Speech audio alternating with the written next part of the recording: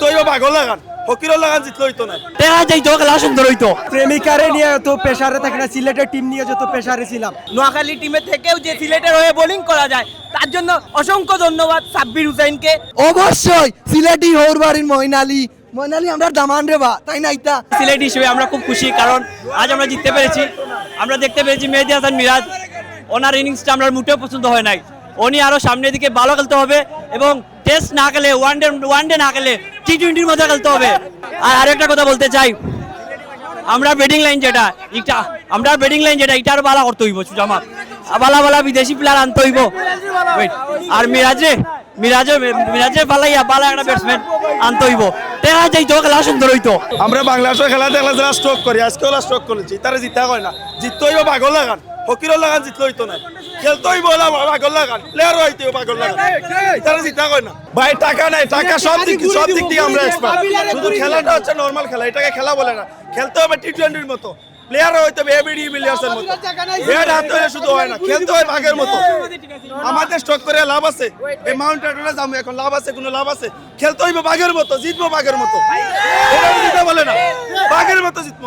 জিতে আমাদের অনুভূতি খুবই ভালো এবং আমরা আশাবাদী টাইগার্স উইল বি চ্যাম্পিয়ন ইনশাআল্লাহ।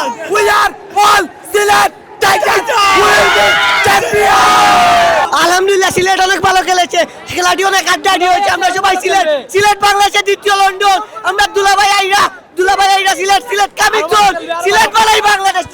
আলহামদুলিল্লাহ, আসলে আজকে বিপিএল এর চতুর্থতম ম্যাচ, আজকে আমরা সিলেটে প্রথম জয় পাইছি।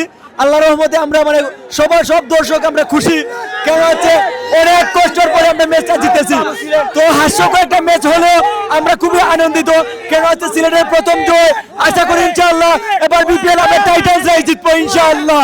প্রেমিকারে নিয়ে তো প্রেসারে থাকে না, সিলেটের টিম নিয়ে যত প্রেসারে ছিলাম। I miss you Sakibul Hasan. সাকিবকে আমি অলওয়েজ মিস করি। Montakir Malaysia, I love you Sakib, I love you. আজকের ম্যাচ ভাই অসাধারণ হয়েছে, বাট লাস্টের দিকে কিন্তু হার্টও খুব বেশি ব্যথা পাইছি। ইজি তা করছে বাদে আবার ইনশাআল্লাহ আমরা খুশি হয়েছি। আলহামদুলিল্লাহ সামনে দিয়ে আরো ভালো হইব ইনশাআল্লাহ। সিলেট টাইটান্স 2026 চ্যাম্পিয়ন হইব ইনশাআল্লাহ। সপ্তাহ পরে আমরা সিলেট জিতছি আলহামদুলিল্লাহ।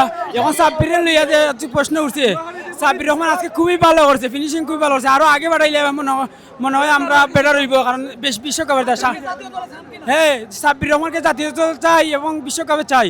এবার বিপিএল খুব ভালো করবে, যদি না নেয় আমরা বিসিবি ঘেরাও করবো ইনশাল্লাহ। আমি সিলেটি ভাষা একটা কথা কইতাম চাইলাম, আমরা অকল সিলেটি, আমরাই টাইটান্স। আজকে পারভেজ ভাই ভালো খেলছেন, ভালো ব্যাটিং করছেন, ভাই অসংখ্য ধন্যবাদ। রিয়েলি আমি খুব বেশি এনজয় করছি ম্যাচটা। একটা কথা কইতাম চাই মুঝে, সিলেটের ফিনিশার খুব বেশি দরকার। ফিনিশ করার মতো কোনো ব্যাটসম্যান নাই বালা, আর বোলারের খুব একটু ঘাটতি আছে। আমির আছে আর খালেদ আছে, পাশাপাশি আর একটা বালা বোলার দরকার, ফাস্ট বোলার, যাতে বালা উইকেট লইতে পারে, মেন উইকেটগুলো লইতে পারে। খেলা কিন্তু খুব ভালো হয়েছে, সিলেটে ভালো খেলা হয়েছে। আমরা তো সিলেটে আগামীতে আরো ভালো খেলা হোক।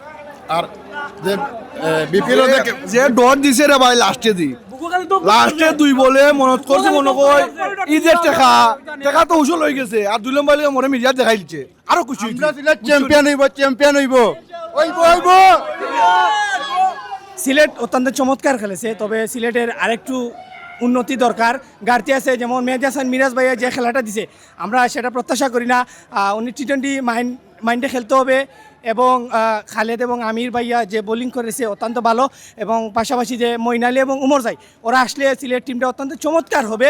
আমরা আশাবাদী আমাদের সিলেট টাইটান্স এবার চ্যাম্পিয়ন হবে। সেই মনোভাব নিয়ে আমাদের সিলেট টাইটান্স সামনে আরও ভালো খেলতে হবে। সবাই ভালো খেলছে, পারভেজ ইমন ম্যাচটা বাইর করে দিয়েছে, কিন্তু আফিফ ভাইয়া এবং মিরাজ ভাইয়া কিছুটা স্লো খেলেছে, যার জন্য এই পরিস্থিতি হচ্ছে।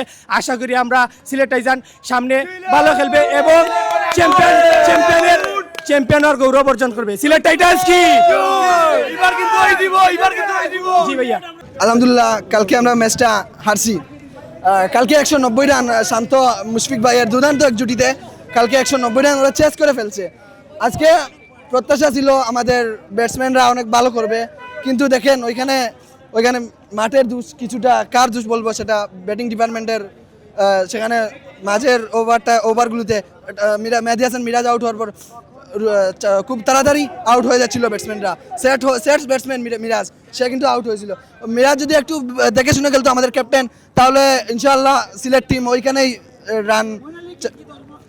অবশ্যই সিলেটি হৌরবাড়ির মইনালি আমরা দামান রে বা তাই না, ইতা আমরা টিম আরো শক্তিশালী হইতো। আর আজমতুল্লাহ অমর যাই করে বিশেষ করে কইতে হয়, কারণ ইফিরা বিপিএল দেখো বালা মানের খেলোয়াড় নাই। মইনালি এখন বালা মানের অলরাউন্ডার, স্পিন অলরাউন্ডার। আর ইফিরা ইয়ত তেমন খেও বালা নাই ভাই। এখন আজমতুল্লাহ অমর যাই খুবই ভালো পেস অলরাউন্ডার, সে কিন্তু দারুণ ফিনিশিং মারে। আমাদের আজকে এই ফিনিশিং এর অভাবটা হারে টের পাচ্ছে।